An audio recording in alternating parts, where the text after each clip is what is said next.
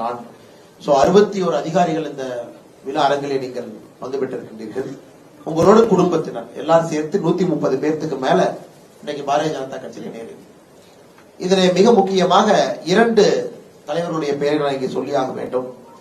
இந்த சங்கத்தினுடைய தலைவராக இருந்து எஸ்பி பணி செய்து இன்னைக்கும் பொது வாழ்க்கையிலே தன்னை ஈடுபடுத்திக் கொண்டிருக்கக்கூடிய அருமை ஐயா மோகன் அவர்களுக்கு இந்த நேரத்திலே வாழ்த்துக்களை வணக்கங்களை தெரிவித்து, ஒருங்கிணைப்பாளராக இருந்து இன்ஸ்பெக்டராக பணியாற்றி இன்னைக்கு மக்கள் சேவையில் இருக்கக்கூடிய ஐயா பாலசுப்ரமணியம் அவர்களுக்கு இந்த நேரத்தில் என்னுடைய வாழ்த்துக்களை வணக்கங்களை தெரிவித்து, கிட்டத்தட்ட எல்லா ரேங்கில் இருக்கக்கூடிய மூத்த தலைவர்களா இருக்கிறீங்க. பெரியசாமி ஐயா இருக்கிறீங்க, ஸ்ரீனிவாசன் ஐயா, நாராயணன் ஐயா, மண்மணியன் ஐயா, பெருமாள் ஐயா, வடிவேல் ஐயா, பெருமாள் அவர்கள்.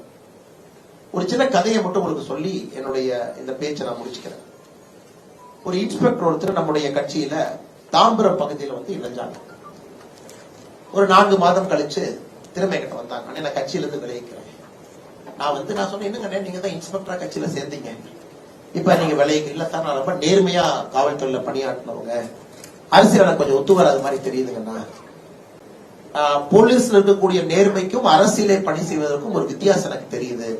அதனால நீங்க வேற மாதிரி பயன்படுத்திங்க, பட் நான் அரசியலுக்கு வர மாட்டேன். அப்ப நானும் அவரும் என்னுடைய அலுவலகத்திலே 1 மணி நேரம் அமர்ந்து ஒரு டீ காஃபி எல்லாம் சாப்பிட்டுட்டு நாங்க 2 பேரும் மட்டும் தனியா நம்முடைய அலுவலகத்தினுடைய ரூமுக்கு வந்து பேசிக்கிட்டே இருக்கோம். அப்ப நான் சொன்னேன், ஐயா இப்ப எனக்கும் உங்களுக்கும் இருக்கிறது ஒரே பிரச்சனை தான். நான் காவல்துறையிலிருந்து ஒரு பொது வாழ்க்கைக்கு நம்ம வர்றோம். காவல்துறையை பொறுத்தவரை இங்க இருக்கக்கூடிய அதிகாரிகள் குடும்பத்தினர் எல்லோருமே கருப்பு வெள்ளை இப்படித்தான் நம்முடைய வாழ்க்கை இருக்கும். நீ தப்பு செஞ்ச குற்றவாளி, நீ தவறு செய்யல நல்லவன், நாங்க கூட இருக்கோம். சோ கருப்பு வெள்ளையில தான் நம்முடைய வாழ்க்கையெல்லாம் வாழ்ந்திருக்கிறோம். ஐயா அரசியலை பொறுத்த வரைக்கும் முதலாக கருப்பு வெள்ளையை தாண்டி 2ம் கலந்திருக்கக்கூடிய கிரே ஏரியாவுக்கு நீங்க போக ஆரம்பிங்க. நல்லவர்கள் இருப்பாங்க, கூட பணி செய்யறவங்க நல்லவர்கள் இல்லாம இருப்பாங்க. நீங்க எதிர்பார்க்கக்கூடிய டிசிப்ளின் சில பேர்த்துட்டு இருக்காது. ஒரு மீட்டிங் 1/2 மணி நேரம் தாமதமா நடக்கும், ஒரு மீட்டிங் வேகமா முடியாது. சில பேர் 1 மணி நேரம் 2 மணி நேரம் மீட்டிங்ல பேசுவாங்க. இந்த அரசியல் என்று சொன்னாலே ஒரு காவல்துறை நீங்க எதிர்பார்த்த ஒரு டிசிப்ளின், ஒரு கண்ணியம் எல்லாம் அரசியல்ல கொஞ்சம் கொஞ்சமா வந்துகிட்டு இருக்கு. அதை தாண்டி அரசியல் பாத்தீங்கன்னா அது இன்னொரு களம். எப்படி போலீஸ் துறை இன்னொரு களமோ அரசியல் இன்னொரு களம்.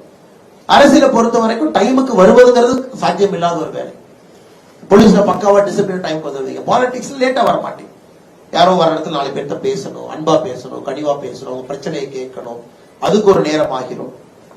அப்புறம் யாரோ முன்னாள் ரவுடின்னு ஒரு பட்டம் கொடுத்திருப்பாங்க. ஆனா இன்னைக்கு அவர் எல்லாத்தையும் விட்டுட்டு நான் காவல்துறை நண்பர்கள் மாதிரி நான் கிளீனா இல்லைங்க, மேல கேஸ் எல்லாம் இருக்கு, ஆனாலும் பொது வாழ்க்கையில் நான் மோடி ஐயாவுடைய கரத்தை வலுப்படுத்த நான் வர்றப்பாங்க. அவங்களையும் பக்கத்துல உட்கார வச்சு நாம அவர்கிட்ட இருந்து எப்படி வேலையை வாங்க முடியும், எப்படி மோடி ஐயாவுடைய கரத்தை வலுப்படுத்த முடியும் யோசிக்கணும்.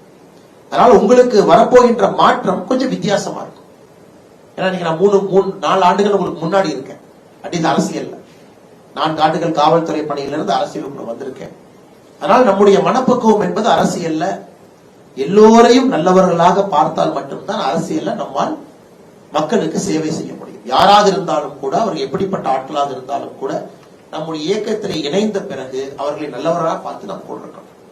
அதே போல பொறுமை, சகிப்புத்தன்மை, எல்லோரையும் அரவணைக்கணும், கூட இழுத்துட்டு போகணும். ஏன்னா நமக்கு எண்ட் ரிசல்ட் முக்கியங்க ஐயா, எண்ட் ரிசல்ட் முக்கியம். சில முத்துக்கள் வெள்ளையா இருக்கும், சில முத்துக்கள் வெள்ளையா இருக்காது, சில முத்துக்கள் மாநிலமா இருக்கும். ஆனா முத்துக்கள் நமக்கு வேணும். இந்த ஒரே ஒரு விஷயத்த நானும் ஐயா 1 மணி நேரம் பேசி, மோடி சொன்னார் இல்லைங்க ஐயா நான் மறுபடியும் நான் பிஜேபி நான் வேலை பார்க்கிறேன் தாம்பரம் பகுதியில் சொல்லிட்டு மறுபடியும் திரும்ப ஐயா போனாங்க. இந்த பிரச்சனைகள் உங்களுக்கும் வரும் என்பதற்காக தான் அந்த கதையை நான் சொல்றேன். நம்முடைய இலக்கு அரசியலை தூய்மைப்படுத்துவது. இன்னைக்கு அரசியல் தூய்மையா இல்லை. அப்ப தூய்மையான நீங்க உள்ள வந்துட்டு ஐயோ அரசியல் தூய்மையா இல்லையே நான் வெளியே போயிடறேன்னு நீங்க நினைச்சா தவறா போயிடும். அப்ப யார் அதை சுத்தப்படுத்துவாங்க? யார் சுத்தப்படுத்துவாங்க?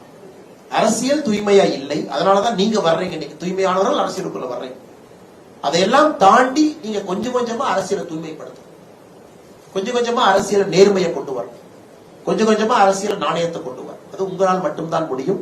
ஏன்னா நீங்க அந்த மாதிரி ஒரு வாழ்க்கையை வாழ்ந்துருக்கீங்க. 30 ஆண்டுகள், 38 ஆண்டுகள், 39 ஆண்டுகள். வேகமா ஒருவேளை சர்வீஸ்ல ஜாயின் பண்ணிருந்தீங்கன்னா 40 ஆண்டுகள். அந்த மாதிரி ஒரு துறையில ஒரு டிசிப்ளின், கண்ணியம், கட்டுப்பாடு இருக்கக்கூடிய துறையில நீங்க வாழ்ந்துருக்கீங்க. நான்